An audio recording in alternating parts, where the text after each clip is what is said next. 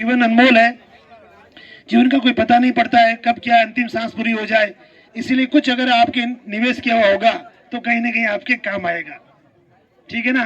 जो अपने फालतू के खर्चे होते हैं ना, वहां पर आप ध्यान नहीं दें। और ये आवश्यक खर्चे हैं जिनको करना जरूरी है। कुछ काम ऐसे होते हैं जहाँ जाना बहुत जरूरी होता है, और कुछ काम ऐसे होते हैं जहाँ जाने की कोई जरूरत नहीं होती है। जैसे मान लीजिए मेरे पास में एक दिन में 10 कार्ड आते हैं शादी के। एसडीएम के पास तो 50-60 कार्ड आ जाते हैं। अब मैं देखता हूँ यार इसमें से कौन सा आदमी है, नेताजी कौन सा है, अभी बीजेपी का नेता कौन सा है, और उसमें भी पावरफुल कौन सा है, तो पहले मैं उसके पास जाऊंगा। सीधी सी बात है, सत्य बात कह रहा हूं मैं। तो उसमें ये देखा जाता है कि भाई आपके जीवन में खास बात क्या है। ये बात मैंने आपको समझाने के लिए कही थी कि भाई जीवन इंपॉर्टेंट है या बीड़ी का बंडल इंपॉर्टेंट है। तो बीड़ी का बंडल आपके सामने रखा हुआ है, एक तरफ जीवन है, तो आपको जीवन को प्राथमिकता दोगे। तो ये छोटी छोटी चीजें होती है जहां पर हम लोग ध्यान नहीं देते हैं, और कुछ स्कीमों का हमें जानकारी नहीं होती है। आज आपके बीच में हम लोग बैठे हैं, ये अपने बैंक का आदमी बैठा है, तो अगर 8-10 बीमे हो जाती है, इसके जेब में कोई पैसा नहीं आ रहा है, इसको कुछ नहीं मिलने वाला है, ये तो सेवा कर रहा है। लेकिन इससे हमें क्या फायदा होगा? हमें ये फायदा हो रहा है कि हमने इस कैंप के अंदर 10 लोगों के बीमे करवाए। तो हम उसमें लिखेंगे रिपोर्ट में कि 10 बीमे हुए हैं। फिर हमें भी पूछते हैं ना ऊपर से, क्या विष्णु जी बीमे कम हो रहे हैं आपके? तो एसडीएम साहब बीमे कम हो रही है, तो ये हमें भी जवाब देना पड़ता है। तो हर आदमी के ऊपर एक आदमी है, हर संस्था के ऊपर आदमी है, और सबसे ऊपर भगवान है।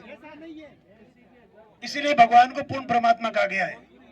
हम सब लोग अधूरे हैं, एक दूसरे के ऊपर टिके हुए हैं। तो हम भी सरकार की जो प्रतिनिधि है, हम भी जनता के ऊपर टिके हुए हैं।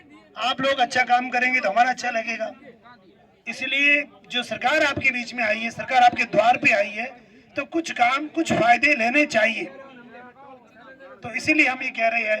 अब प्रधान अपने सरपंच साहब ने एक अच्छी बात कही है कि भाई डाकघर नहीं है। तो मैंने समस्या सुनी, इनकी बात अच्छी तरह से सुनी है। पंचायत का प्रस्ताव आएगा। पुराना जो डाकघर है वो 5 किलोमीटर दूर है। पालड़ीएस की जनसंख्या भी काफी है, बड़ा गांव है, ये भवन भी उपलब्ध करवा रहे हैं। तो सारे पैरामीटर्स मापदंड सही हो रहे हैं, तो यहाँ पर डाकघर बनने की संभावना मुझे मजबूत लगी। तो मैंने कहा इसको अपन इस ढंग से करेंगे तो ऐसा हो जाएगा। तो कहीं ना कहीं हम ऐसा काम देना चाहते हैं ग्राम पंचायत को कि वो एक स्थायी रूप से रहे। लोग याद रखें कि नहीं यार वो प्रशासन वाले आए थे और उन्होंने ये हमारा एक बड़ा काम किया था। तो हम भी चाहते हैं कि कोई ना कोई बड़ा लाभ पंचायत को मिले। हर आदमी अपना काम करना चाहता है, कोई ऐसा नहीं है, हर आदमी अपना दिखाना चाहता है कि नहीं मैंने ये काम किया है।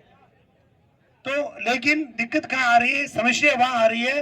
एक तो हम पूरा कागज लेके नहीं आते हैं, फिर हमें ध्यान होता है कि यार मेरे कनेक्शन तो है घर में, फिर भी हम कहीं नहीं मिल जाएगा।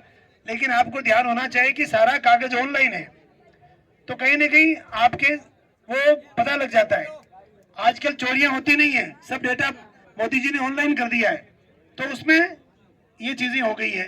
अब इसीलिए उन चीजों पे आप ध्यान नहीं लगा करके, और जो वास्तविक काम है, जो सही काम है, जिसका फायदा लेना चाहिए, वो फॉर्म भरें। नहीं तो आपने 300 फॉर्म दे दिए उज्ज्वला योजना के, 290 फॉर्म ऐसे हैं जिनकी पहले कनेक्शन है। अब वो बेचारा फॉर्म भरेगा, डेटा ऑनलाइन करेगा, फिर उसमें नंबर डालेगा, आधार नंबर डालेगा, मोबाइल नंबर डालेगा, मालूम पड़ेगा इसकी वापस कनेक्शन हो रखा है। तो उसका तो टाइम 3 घंटे का गया ना। ठीक है, तो हमारा ये सिस्टम है कि हम वो 3 घंटे जनता के चले गए। अब जैसे एक व्यक्ति ने कहा कि भाई ज्यादा पैसे ले रहा है, आधा घंटा हमारा खराब हो गया उस मैटर को सॉर्ट आउट करने में। ठीक है ना। जैसे एक घर में काम करती है महिला और दूध उफन जाता है, तो उसके आधे घंटा खराब हो गया। तो हर प्रकार का, हर व्यक्ति का समय इंपॉर्टेंट है। ये समय आपका है, काम आपका है, पंचायत आपकी है, और छोटी मोटी चीजों से अगर समय खराब होता है तो जनता का समय खराब हो रहा है। इसलिए आप लोगों से मेरा ये कहना है कि जिस भी योजना में आपको लाभ नहीं मिला है, फायदा नहीं मिला है, तो उसी योजना के लिए आपको आवेदन करना चाहिए। अब खाद्य सुरक्षा में कोई भी फायदा नहीं मिलने वाला है, क्योंकि पोर्टल बंद हो गया है, सरकार ने स्कीम बंद कर दी है। अब चाहे आप ये कागज दोगे तो हम तो ले लेंगे, हम डेटा चढ़ा देंगे, लेकिन वास्तविक फायदा अभी नहीं मिलने वाला है। मेरा एक सिस्टम है कि मैं झूठ नहीं बोल सकता, इसलिए उसकी बजाय आप कोई ऐसी योजना का लाभ लें जो आपको हम कैंप में दे सकते हैं, और उसके लिए आप तैयार रहें। ठीक है, अब हम एक एक विभाग के काम को देखेंगे, सरपंच साहब और पूरे प्रतिनिधि, और उसके बाद में हमें है जो एक मीटिंग में जाना होगा। बाकी अधिकारी लोग यहाँ रहेंगे और आपके काम करेंगे।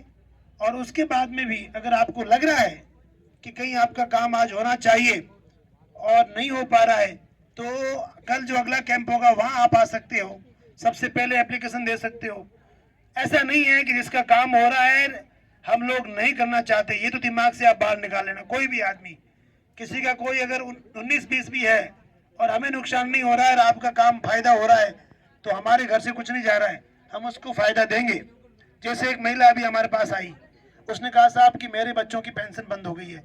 तो उसका तो एक बच्चा है, लेकिन उसने एक लिस्ट दी थी, उसमें 400, 300, 50, 60 अलग अलग प्रकार के वो अपने पेंशन की पात्र व्यक्तियों की सूची थी। तो हमने समाज कल्याण विभाग को भेजी, अधिकारी से बात की।